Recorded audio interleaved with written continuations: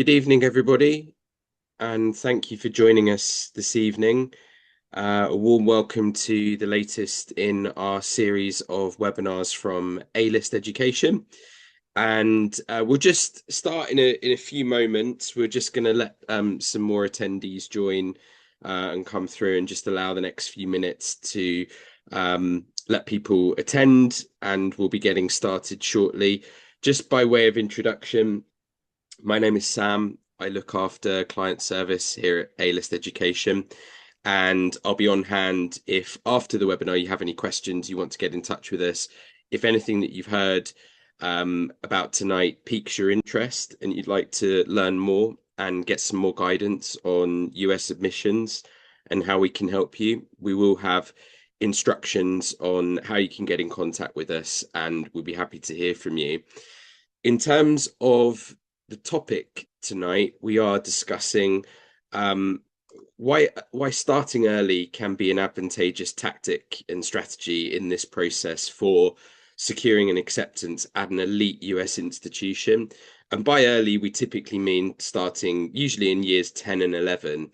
This is where we feel the decisions and strategies that we implement at this phase have a really tangible benefit down the line when it comes to actually submitting the applications. So we're going to be discussing a little bit more about what that involves and typically how we would work with a student to secure that outcome. And joining me this evening is my very experienced colleague, Mark, who's joining us and will be leading the presentation today. I work with Mark all the time. We have lots of clients working with Mark on this very process, applying to a wide range of schools in the United States. And he's been an excellent guide in this process for those students. So really happy to have him along tonight and just talking to us a little bit more about sort of what this process involves and what you should be thinking about along the way. So Mark, over to you. If you wouldn't mind just giving yourself a brief introduction, that would be great. Sure. Thank you, Sam, and echo what Sam said. Welcome to the webinar, and thank you for spending your evening with us. As you can see, I've spent 35 years. I started when I was 5 years old. No, I've spent 35 years or more probably working in education. And the last 10 or so, especially working with students from the UK and Europe as they plan to come over to the United States to go to university, and Canada and Europe, all over the world as well. But majority of our students obviously are here tonight to learn more about the United States. So with that, let's get started. We can go to the next slide. Sam, you maybe talk a little bit more about Yeah, us as an organization better than I can. yeah, of course, no problem at all. So, for those that don't know, or those that are joining us and maybe not familiar with A-List and who we are a specialist advisory consultancy for US college admissions. That's what we do. We've been around for over 20 years now. Originally, we were established in New York. We've moved over to London, and our goal really is to help students with a wide range of US college admissions projects, working with them on every aspect and facet of the application process, helping them with things like standardized testing and the preparation for those exams as well. And we're also part of a wider consultancy called Dukes Plus, which focuses on everything from Oxbridge, law, medicine, um, elite university applications and admissions all over the world. So we're part of a very big team, head office in London. For those of you that are in the UK, you're always welcome to come and see us and have a chat with us about the work that we do. I should just add before we get into the presentation, we will be running a Q&A throughout. So if you do have questions, please pop them in the Q&A. There will be a sort of a moment of pause when we come to the end of the presentation where we'll be able to answer those questions. So as Mark's taking you through the topics that we're going to be talking about today, if that sort of piques your interest, if you have questions that you want to ask, then just pop them in the chat and we'll field those at the end of the presentation. Thanks, Sam. And you should know that I'm based in the United States. So I work remotely with all of my students, and it's been a tremendous experience. They probably enjoy the fact that I'm far away, but I do get the benefit of being here in the States and um, being on top of what's going on here from an educational standpoint. So we're going to talk about a lot of things today, but they all kind of blend together. We're going to talk a little bit about the U.S. university and college process, what our admissions process is compared to the UK, specifically admissions process, ours being a little bit more holistic in nature, why you should start, the academic benefits of starting early. And by early, like Sam said, we mean your year 10 or 11 as being a good time. And obviously talk a little bit about our standardized testing process, which is just another hoop you have to jump through in the U.S. admissions process, but it's an important one. And then the role of the personal statement, the decision-making process, and how all that factors in. And really, to me, what I hear the most from parents I've ever worked with is the best thing we've ever done for them as counselors and advisors is reduce the stress, make the process more fun and less painful. It should be fun. This is a great opportunity to come to the United States to go to university or anywhere to go to university and reduce the last minute pressure of trying to do everything in the last minutes of the application process. And then if I don't babble on too long, and Sam will let me know if I do, want to especially leave time for your questions and answers, and hopefully we can get to that so that you can get your personal questions answered as much as the general stuff I'm going through. So let's talk a little bit about our universities. We have a lot of them. And the first question I always ask my students is, why do you want to come to the United States to study? We're 4 years of school versus 3 years in the UK. We're continuously challenging our students with exams. It's not unusual for a student to have 3 or 4 or 5 or 6 exams over the course of a 15-week period of a class. Uh, we um, we base our education on the liberal arts, which means our first year and a half or so, I would say, is an exploratory time. And that usually is the biggest reason students give me for wanting to come to the United States, besides our, great food and how wonderful it is over here now, no political drama at all. So they want to come to the United States. One of the biggest reasons is because we're not going to ask too many students what you want to study before you get to university. It's more that when you get to the university, then you have a chance to pick what you want to study. You don't have to make that decision usually. Some programs you do, but usually you don't need to make that decision until you're in school, and that's why we call it the liberal arts. Um, the campus environment in the United States can be different. We have schools that range from 2,000 students or less to our bigger universities. Um, like where I am, the University of Florida, with 65,000 students. So a very different set. But to me, the biggest difference between the UK and us is our admissions process is more holistic. And we'll get to that now. And we keep using that term holistic. So we'll talk about that in the next slides. Getting into our universities can be a daunting experience. Everyone has heard of probably the schools on the left of the chart, are some of our most famous schools, and their admissions rate is very, very low. You're talking about a 4 to 5% admissions rate at most of our top universities, and that can vary also by who you are. So when you look at Harvard and it says 3.5% are accepted, you have to factor in some of those students have some preferences in their admissions process. Some of them are athletes that are supported by coaches, and some of those people might be students whose parents and grandparents and great grandparents went to that university, or whose mom and dad maybe gave a lot of money to that university.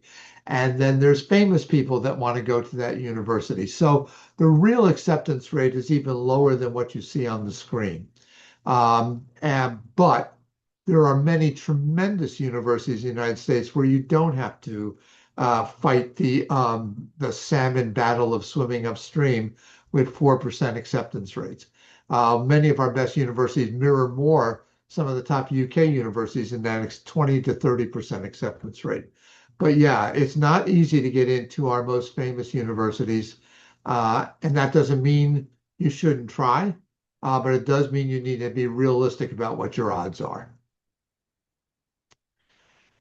More of our selective universities, many of which you've heard of, some of which you haven't, from Caltech, which is the one university in the United States that in my years of doing this, I've never had a student accepted to. So if you're really technical and you're really smart and you want to work with me, I would love you to be my first student to get into Caltech. That's how selective Caltech is. It got even more selective after the years of the TV show The Big Bang Theory, which took place there. But it is an amazing place. It's very selective. But we also have some schools you may never have heard of. Schools like Colby or Bowdoin or Pomona, which are our smaller liberal arts minded colleges with 2 to 3,000 students that also accept less than 10% of the students who apply. What I can tell you about every one of these schools is they're all holistic, even Caltech, in how they admit students. It's not just your grades, your GCSEs, your A levels, or your IB scores. There's so much more that goes into the admissions process, which is why starting early gives you a leg up on the people that wait to the last year, year and a half to do this. So how do you choose where you want to go when there's 4,300 colleges? Part of the biggest part, probably, of what I do and my colleagues at A-List do is help students narrow down very quickly these 4,300 schools into a list that makes sense for them. And there are very few bad students and there are very few bad institutions, but there are a lot of bad marriages between student and school. And so you need to try to think of, how do I fit best? Where would I fit best? The first question I ask students is, how do you learn? Um, and how do you learn the sort of that teaching type piece of the puzzle over to the right, to me, might be the most important. I ask my students to talk to their current teachers and say to them, how do I learn best? Do I like big classes or small classes? Do I like to be in group projects or work individually? Um, many of our schools are focused on the lecture, sort of the Socratean method of education. And is that best for you, or do you better work best on your own, where you're just off learning, learning the topic? I think we're a big country, right? I mean, we have what, 4 different time zones between here, or 6 if you want to count Hawaii. 6 different time zones. We span at least 3,000 miles in the lower 48. Um, so there's a lot of different locations. We have schools that are in freezing locations. We have schools like where I am in Florida that are warm constantly all year round. And when you move to a university in the United States, especially, you're not just going to a school, you're moving to a location, you're moving to a town, you're moving to an area of a new country that you need to realize is going to be an equal part of your life as much as the schooling part is. You're going to be in class. I know this sounds lovely, but you're only going to be in class 3 or 4 hours a day. You might also be in the library, hopefully, or studying another 3 or 4 hours a day. But that leaves another 16, 17 hours of stuff. What type of campus is it? What type of organizations can I join? Do I want to be part of this community? I've had many students that have said, well, I want to go to Harvard, but I don't want to be cold. I don't want to be in a city. Well, Harvard's cold and it's in a city. So you need to make the choice that's best for where you're going to be happy. And that piece on the lower left-hand side that says funding availability is becoming more and more important. Um, I won't give judgment to it, but our universities, maybe I am giving judgment, are stupidly expensive. How's that for judgment? Um, The average cost of going to a private university in the United States right now can run upwards of 100,000 US dollars. So that's what, about 120,000 pounds. So how much funding is available to help defray some of that cost? Many of our schools are very generous with their funds for international and our domestic students. And so that's a big piece of what I talk to students about as well. It's 4 years, not three. It can be upwards of 80, $90,000 a year.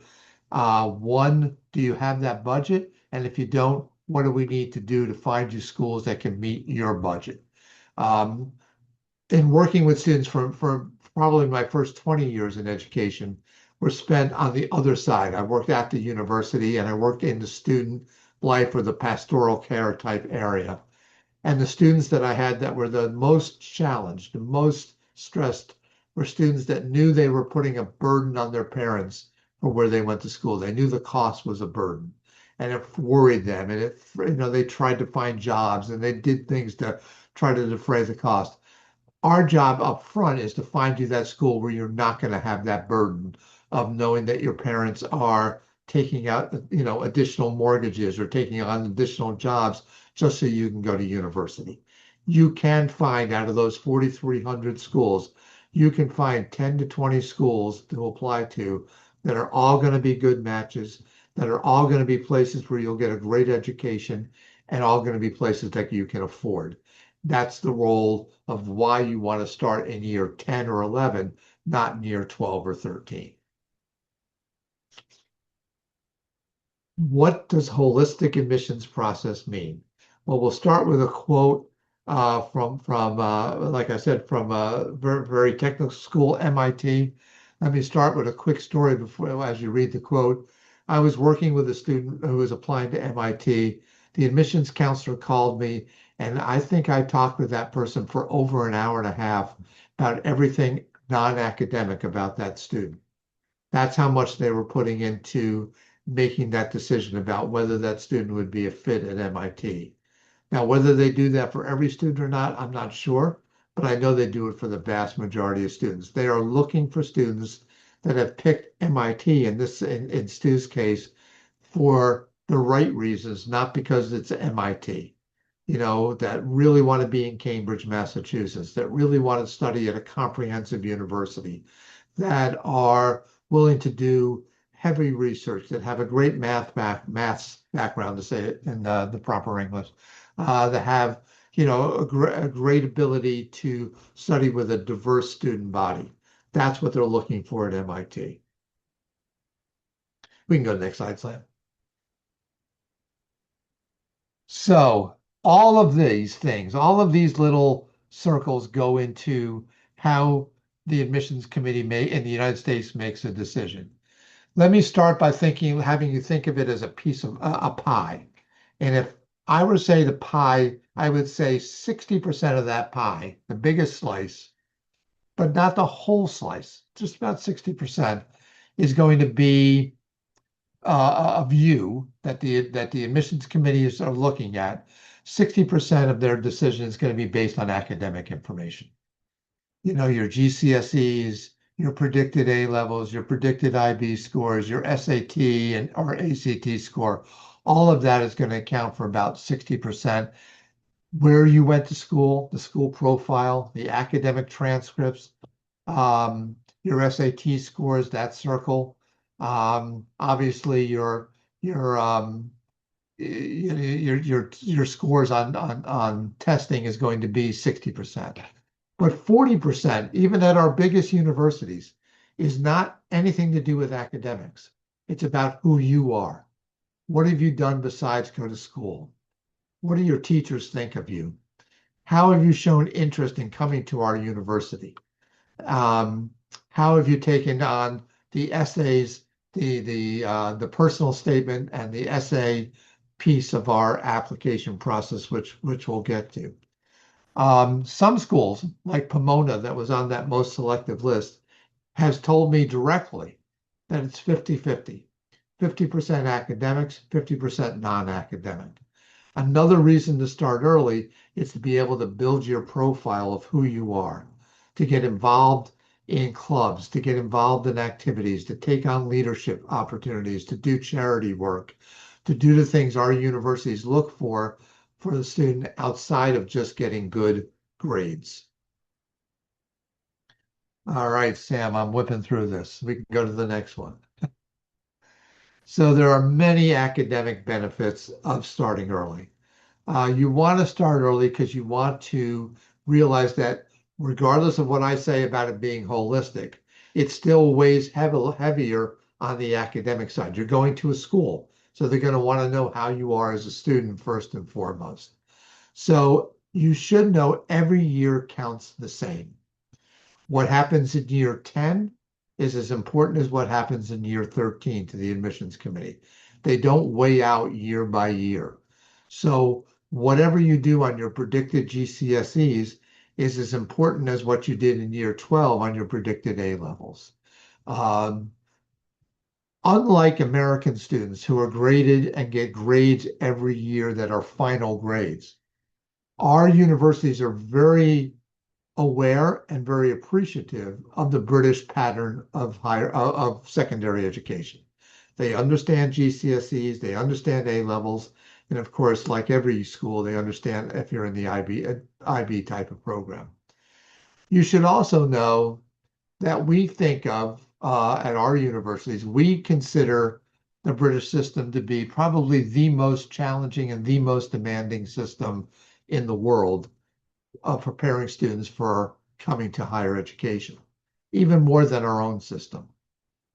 I might get shot for saying that. But when you come and you say you went to a school in the UK where it was based on GCSEs and A levels, that automatically gives you an extra sort of sense of oomph, if you will, a little weight to your application. And that starts in year 10. First of all, picking out the right school to go to for your lower sixth and upper sixth form is extremely important. Building a strong academic foundation. What we like about the A levels and the GCSEs is the GCSEs give you the breadth of information, and we know taking those A levels give you that depth of information. Nothing prepares you better for higher education than A levels or IB. Um, Start early in figuring out where's my strengths. Am I a STEM student? Am I a liberal arts student? Am I a humanities student? Not that you have to declare that as your course of study, but it's nice to know where your strengths are so you can magnify your strengths and kind of not magnify any weaknesses you have. Um, Starting early allows you to take advantage of the tremendous opportunities both in the States and around the world to get deeper into the curriculum. And by that I mean summer programs that you can attend for 2 weeks or 3 weeks. I know Cambridge has some, Oxford has some. Over here, Brown University, the University of Chicago, almost every US university has what we call pre-college programs, and it gives you a sense of what university life is like. It allows you to build on things, topic areas you're interested in that you can't do in school. And it gives you a chance to also get to be known by that university. Um, you do want to start early preparing for, and Sam can talk probably better than I can about this, preparing for our SAT or ACT exams. The amount of students that take the SAT around the world and the amount of students that get help preparing for that SAT has has exploded over, I'd say, the last 10 years. Here's a perfect example, and he's not listening, so I know it's okay. My older son went to the University of Florida, which is a great institution. It's not an Ivy League school, but it's a nice affordable school here in Florida. Um, he was admitted to their honors program. His SAT was 1320. 1320 is now below the average SAT for a typical admit to any program at the University of Florida, not the honors program. He would need a 1520 now to be admitted to their honors program. That's how much it's changed in the last 10 years. Part of that is that the exam has changed. It's become a little user friendly. And part of that is students are seeing the importance of it, getting preparatory work early, getting tutorial help. If there's one thing I would say that is important, is for you to realize or take into mind that whether our schools still say some of our schools are test optional and they'll say that, I don't buy it. Most of our schools are expecting a student from the UK who's going to a nice school, who's probably attending this webinar, who's thinking of coming to expensive private or public schools in the United States to have the wherewithal and the academic preparation to take our SAT or ACT. Many schools exploded into the test optional world during COVID. A lot of schools are coming back. I didn't think they would. I thought the toothpaste was out of the tube, but schools are coming back to wanting that ACT for a variety of reasons. One, the pure number of students that apply to university, but two, the test has become much better at indicating how you'll do at university. So it is becoming a better indicator, therefore a more important part of the admissions process. So if you have the wherewithal to prepare and you're in year 10 or 11, start now, not waiting to year 12 or 13. Um, Obviously, if you've had a tough year 10 and your GCSEs in year 11 weren't exactly the way you have wanted them, starting early gives you time in year 12 and year 13 to improve your academic setting. One thing that I want to talk about that's not on here is when you saw the amount of applications that some of these schools get. Let me give you some other examples. University of California at Los Angeles, UCLA, probably a school you've heard of, received 150,000 applications for 15,000 spots. So one of they're looking for, and part of the reason to start early, and part of one of those circles in the box before in the slide before this was to show your demonstrated interest. I think that's something we skip over. A lot of students skip over, but it is extremely important in my world that you show real true interest in why you want to go to that school, not just when you fill out the application, but in the years ahead of time. Admissions offices track every visit to their university, or if they invite you to take part in a webinar like we're doing, but by the school, they're tracking who attends. They're looking to improve what's called their yield rate.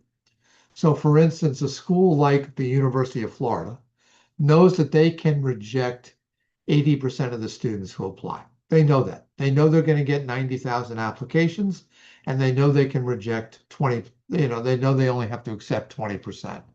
And if that 20% were to disappear, they could accept another 20% that look just the same on paper.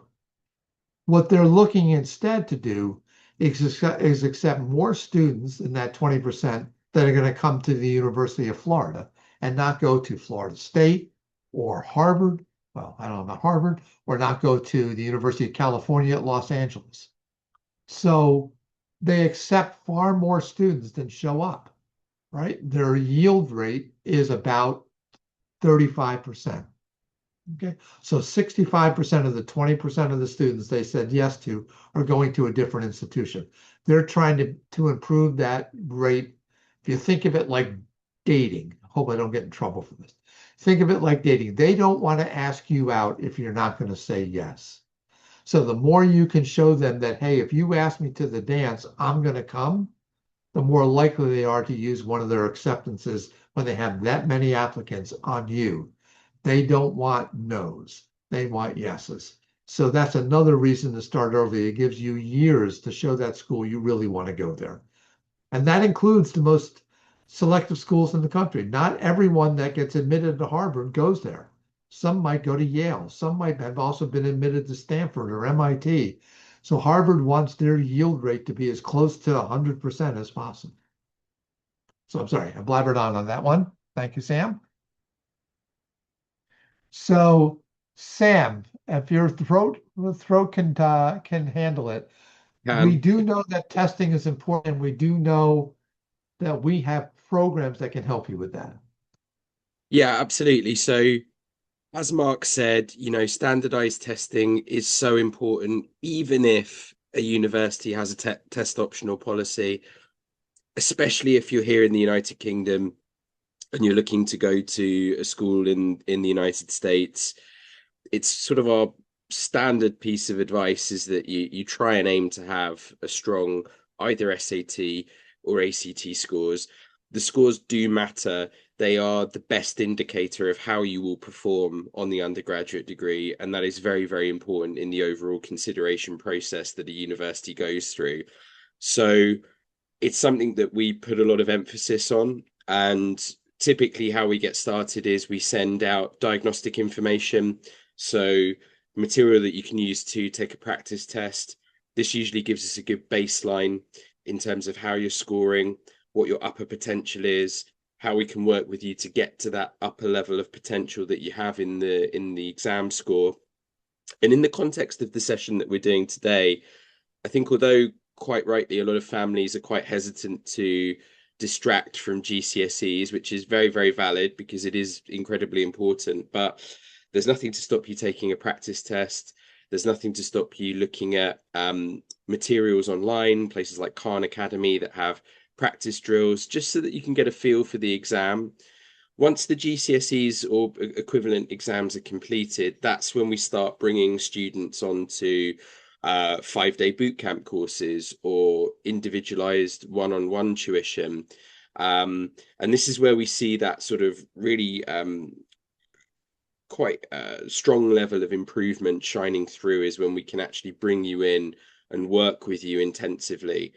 I've seen everything from, 300-point increases up to, 350, 400-point increases from students that have really committed to this process and worked very, very hard to achieve a very competitive score. And that's opened a lot of doors for them in terms of the universities that they can go on and apply to. As far as test tuition is concerned, we can accommodate both SAT and ACT. The exams are reasonably similar. There's some slight differences in terms of format. The ACT has an optional science section. It's a little bit longer than the SAT. I would say that the SAT is much more popular for the students that we work with. I would say if we work with 10 students, 9 would take the SAT and 1 would take the ACT, just to give you a rough idea. But we have some very, very experienced tutors who can help sort of put a plan in place. I would say most students that take the exam would take it for the first time in the December of their year 12. But that's not to say that we wouldn't have done quite a bit of preparation much, much before that point so that they go into that first exam very, very confident and prepared. Let me add a few things if that's okay, Sam. If you are someone who is a wants to be is an athlete and would like to continue to play your sport and be recruited in the States, you might need to take the exam a little earlier. The recruitment process for student athletes tends to be about a year ahead of the admissions process, a year or two ahead. So that's something we would work with you once we knew that. Another reason to start early, if you are certainly a student that's an athlete, it's important. There are also some programs that are more competitive or more selective that you have to again start early. That would be, someone that is interested in the fine or performing arts. Some of our engineering programs as well, they expect some of this information a little earlier. Another reason to really prepare for the test, when our schools cost as much as they do, it's often, even at our test optional schools, that a great score on the SAT can translate into additional scholarship and funding for you, which could really, really help when schools cost that much money. So I have found, as Sam said, I have found that most of my students, 90% of my students from the UK do take the SAT, and that they're better prepared for the way the test is designed than even American students are. The way you're taught and the way your maths and English is designed, if suits up to the SAT probably better than the ACT and even better than some American students. So it's not a test I would fear if you're a British student. It's a test I would almost embrace. But you do have to realize that the SAT is a score. The highest score you can get is 1600. And if you're looking at a school like Harvard or Yale or Stanford, you're looking at needing a score of 1500 or above. The ACT goes up to 36, and you would need a 34 or above. That's really thin air to be in that range of scores. So starting early and preparing yourself is great. You should also know that there's a lot of great schools where you don't need a 1500 or a 1600 SAT. And working with the counselor can help you find and identify those schools and prepare for them just as hard as you prepare for a school like Harvard. So let's get to the biggest part of the holistic piece, which is the role of your what we call essay, you would call personal statement. There's a huge difference between what the American application calls for and what the UCAS application calls for. The way I just describe it to students is UCAS wants to know what's here, America wants to know what's here. Okay. So you know about the UCAS personal statement. You know it's about what you want to study and how you're prepared to study it and where that passion comes from. The U.S. personal statement on our common application gives you a space of 650 words to tell the story of you. They want to be able to read that and say, "I know you better by reading this essay." It's not a CV. It's not a description of how smart you are and how many Olympiads you won in physics or what have you. This is a story about who you are and what makes you tick. There's a great example there. I can tell you that uh, here's a couple examples of students I worked with in the last couple of years. One of my students in the UK wrote about the fact that his grandparents were from Italy and that emigrated to South Africa and were deaf. And he always had trouble, obviously, communicating with both his grandmother and grandfather. They would nod at each other and do whatever. When he was 12 years old, he asked his parents if he could take Italian Sign Language. And he, as a surprise to his grandparents, he learned the sign language. He came down Christmas Day and started signing in Italian to his grandparents. Needless to say, the tears flowed. He learned stories about their upbringing, about how they lived in a dirt room shack in South Africa when they worked on the mines, and they built this, now wealth that his parents had in the UK. But it was a way to learn more about this young man. I came away from it after working with him for a year and a half, feeling like I know him like he's part of my family, and he's a great kid. And if I'm in an admissions office reading that, I'm going to want him at my university. People reading this are not academics. Okay, the people reading this are admissions people. They're people like me, not the smartest people in the world, but the people who care about their institution and want people to come there that one, fit the way their institution is, and two, make it a better place. You don't have to cure cancer. You don't have to talk about making peace in the Middle East. You don't have to have started a foundation that gave millions of dollars to starving students in Africa. What you just want to come away with is an admissions office reading this and saying, "I know you better. I feel like I was right there with you." That's how I felt with this student. I was right there as he was using sign language to communicate to his grandparents. I was crying every time I read it, and we went through multiple drafts. Um, that's the U.S. personal statement. It's a very American piece. It's emotional. You want the admissions office to either laugh or cry when they read it, or just walk away and say, "Cool kid, he'd fit in here. I'm going to go fight for him when I go to the committee to talk about the students I want to fight for, and to come to my university." That's the way it should be. But the common application is a little bit misleading. Most every school that we're talking about use our common application, like most schools in the UK use UCAS.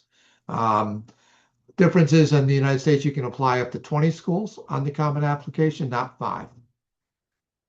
Here's the other difference is it doesn't end with the common application. Each school then has the ability and the right to ask you additional supplemental questions. Some might just be real quick questions, like what's your favorite activity? But some ask very detailed and philosophical questions.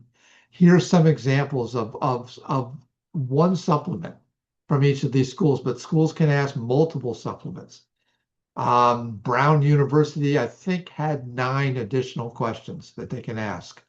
So the application to the United States is a little bit more complex, a little bit more confusing than it would be just here's my personal statement and off I go. The common application can include the personal statement, but then you have to really check and see because each of these schools that are on your common application might ask additional questions. There is a trend, luckily for you all, there is a trend in the United States to reduce the number of supplemental questions. But I don't think they're going to go away at the most prestigious universities. So you do have to be prepared. Well, I think the thing that, and Sam would know this best, the thing that probably his advisors work on, like myself, work on the most with their students are these written pieces of the application because they're so important when they can count for part of that 40%, 45% of what an admissions office is looking at. We can go to the next one, Sam. So, strategic decision making, building relationships. So, these are those components of the 70% of the common application. Okay.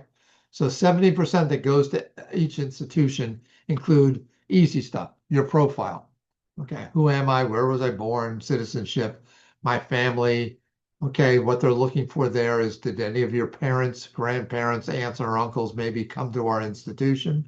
They love students whose parents also went to that school because you're more likely to say yes than the students whose parents didn't go to that school. You know about the school. You're going to talk in the common application about the school you attend and other schools you might have gone to, like summer programs that we talked about earlier at places like Brown or Cambridge. You're going to have to Americanize a little bit your academics. So that's where working with a counselor can help.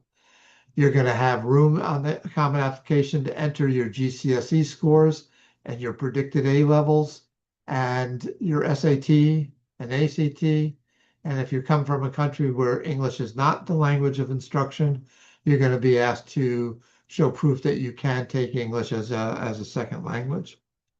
And now we get into the 2 pieces of the common application that are probably the most important. The written piece we just talked about, and now you have a place on the common application to talk briefly about up to 10 of your activities outside of the traditional school day. Athletics, you were on a team. You took up to grade 7 violin. You did the Duke of Edinburgh to the silver medal. You did other things. You went to these summer programs. You worked in Peru one summer helping to build houses. All of those things go into this activities page. And this is probably the second, after your essay, probably the most looked at page in the common application is these activities. Because our universities really love students that have gone to that, gone and done all these type things. So the essays and the supplements are huge, then the activities. Reducing last minute stress. We try so hard to work with our students to apply early because if you apply early, if you look at the acceptance rates here, you're going to have a much greater chance of getting in if you go for, than you do if you apply for the January deadline. Most of our universities have 2 or 3 deadlines. They have an early decision deadline, which is a binding contract. If you apply to a school that offers early decision and you get in, you've got to go to that school, regardless of whether you got into Cambridge or Bocconi or University of Madrid, or wherever it is, you're going to go to the school in the United States you got into early decision. Some have early action, which means you find out early, which is wonderful, but you're not bound to go there. That's my favorite type of admission. And then we have our regular decision deadlines, which usually fall around January 1st to 15th. The students that apply early by November 1st usually have a much greater chance of getting in than the students who apply late. Why? You're showing that demonstrated interest that you want to go to that university. And two, you're showing a sense of, I do things early. I do things ahead of time. I'm going to be more successful when I go to university. Look, for example, at Boston College, the bottom one. They accept, overall, their acceptance rate is 16%. It's a phenomenal university in a great setting in America's college town of Boston. They accept 16%, but if you apply early, their acceptance rate is more like 30%. So it behooves our students, any student, to be ready to apply as early as possible. Part of that is starting early, not just the year 13, but year 10 or 11 in knowing where do I want to apply? What are the deadlines? What type of admissions policies do they have? How restrictive is it? Do I have to go to that school? Knowing, having a strategy ahead of time of being ready for year 13 to hit and having your applications queued up and ready to go by November 1st. That's always my goal with every student I work with is to have every application at every school ready in October, queued up in the common application, ready to go either for the early deadlines in November or the regular deadlines in January. Sam, we're getting near the end. We are near the end.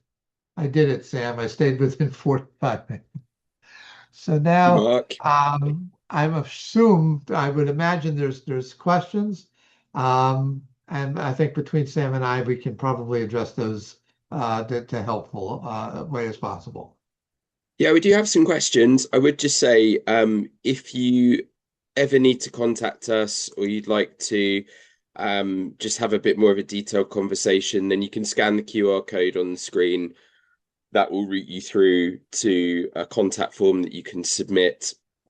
And there's also the opportunity for you to book a sort of a free introductory 15-minute or so consultation with a member of the client service team. So I would urge you to sort of take that up. I think it's a good way to just have an initial conversation on how we can support you and how we can help you. We do have a couple of questions, Yep. and I know that we're sort of a little bit tight for time, so we will just answer those off very quickly. Mark, this first question is, are offers for UK students conditional on A-level results? So offers to every student, whether you're from the UK or the United States, are conditional, but not the type of restrictive conditional offers that you get from the UK. What they're looking for is, did you at least work hard to get close to your real on your real A levels? Did you get close? Did you work hard, or did you just blow off the rest of the year and do something crazy? I have never had one student, and I've worked with now over 1,000 students. Um, I know I'm old. In my career, that has had admissions office offer pulled away. You have to really do something dramatic, get arrested, uh, just do crazy stuff. But if you had predicted A star, A star, A star, and your A levels were C, C, C, they might ask you to explain why. And if you can't explain it, then that offer might go away. But they don't prescribe. They don't sit there and say you're admitted, but you have to get an AAB or something like that. It's you're admitted, but you need to just keep working hard. Yeah, it's very, very different to the sort of unconditional firm, conditional firm system we have here in the UK. Very much a different process. Thank you, Mark. I have one Yep. more question. Interesting one. I suspect I know the answer, but I will let you tackle it. If a parent has completed a PhD research fellowship at an Ivy League school, does that support the student's application? Yes, but just as much as it would if a parent completed a bachelor's degree at a school. The level of degree doesn't matter. The reason legacy counts so much, and that's sort of the term we use for a student that has a parent or especially a close relative that has gone to that same university. The reason the legacy matters is more getting back to that yield. Um, the school wants to be able to say yes to students. This said they're going to say yes back to them, and they know that students that have had parents attend that institution and are now applying usually means that parent had a tremendous experience. Where it can help with a PhD and a research fellowship is if faculty members you work with as a parent get to know your son or daughter and can talk about how they are as a student, not how you were, but how they are, and put in a recommendation to the admissions office, that obviously is a huge help. When I worked in admissions, if I got an email, well, when I worked in admissions, if I got a handwritten note from a faculty member that said, "Hey, I just met this student, or I know this student for years, and blah, blah, blah, blah, blah, blah, and they're great, great, great." It makes my life much easier, right, to be able to say yes to that student. Um, if your parents happen to have donated a lot of money to an institution, does it help? I will say the school might say it doesn't, but it does. It absolutely helps. Yeah. Sam, you want to add, make it more clear? No, just that I think, legacy obviously is a factor. Obviously, depending on where you're applying, I think, from experience, we have a lot of clients that we work with where in some cases, both parents will have gone to an Ivy League school. That's quite normal. Some of them may have actually met at school, Mm.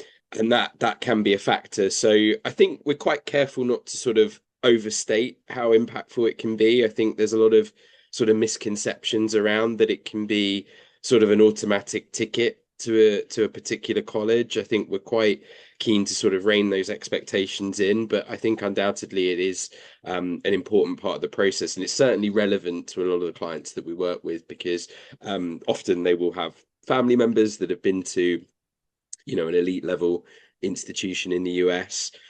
Um, we don't have any more Q&A questions coming through. We'll just give you another sort of 30 seconds if you do have a question that you'd like to ask Mark. Now's the time before we wrap it up. So I'll just give you a few more moments and see if one or two come through. Um, for now, though, thank you, Mark. I think that was incredibly informative, and it's always nice to hear about some of the anecdotes from the students that you've worked with over the past few years. I think it really helps sort of bring what we do to life and really, I think, helps people understand what this process involves. And, it's a real journey that we take the kids on over, starting in maybe year 10, year 11, right the way through to the application itself. It's a real long-term partnership. And the sooner we start, I think the better outcomes that we have. So really, really appreciate your time on this presentation, and I'm sure we'll see you again for the next one in the series, and we'll be back Well, again. thank you all for letting me come into your homes tonight. I really appreciate it. And like Sam said, this can be the most enjoyable, most exciting journey you can take, or it can be the most stressful journey you can take.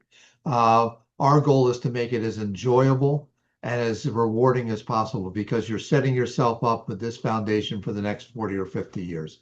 And it, you know, it can be exciting. It can be really fun. So good luck with it. I hope we are around to help you with it. But really, thank you for having me tonight. I really appreciate it, Sam. Excellent. Well, we'll stop it there, and thank you so much for everyone that's attended. We'll be in touch with some follow-up information shortly. Thank you so much for your time. Take care. Bye bye. Thank you, everyone. Ciao.